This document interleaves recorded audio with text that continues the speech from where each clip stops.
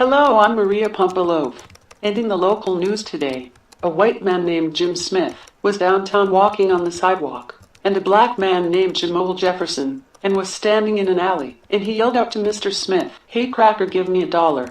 Then Jim Smith said, "I will not give you any money."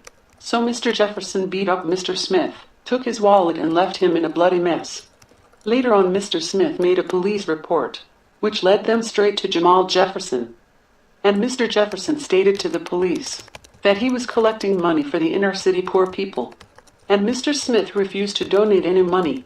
And while Mr. Jefferson was beating on Mr. Smith, and Jim Smith was uttering racial slurs towards him, Jim Smith is now serving 30 days in jail and has to go through sensitivity training when he gets out on a hate crime for saying the N-word.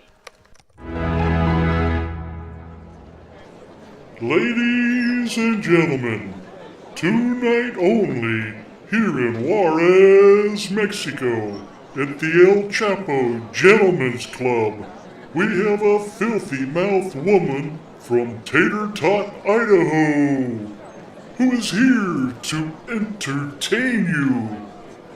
Give it up for Marilyn Monroe. Hello everybody, my name is Marilyn Monroe, and I am here to tell you some very dirty jokes. What do you get when you cross a donkey with an onion?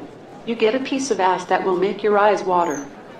What does hips and toys have in common? They were both originally made for kids, but daddies end up playing with them. What's the difference between a pickpocket and a peeping Tom? One snatches your watch, and the other one watches your snatch. To all you drunk bastards out there, how would you like to hear some Irish limericks? Okay, here they are. There once was a woman named Alice, who used the stick of dynamite as a phallus. They found her vagina up in North Carolina, and the rest of poor Alice in Dallas. There was a young couple named Kelly, who got stuck belly to belly, because in their haste, they used library paste instead of petroleum jelly. There was a young man from Lynn, whose prick was the size of a pin, said his girl with a laugh, as she fondled his staff, "This won't be much of a sin." There was a girl who lived in a house of glass. She had a truly magnificent ass, not rounded and pink, if you possibly think. It was gray and had long ears and ate grass.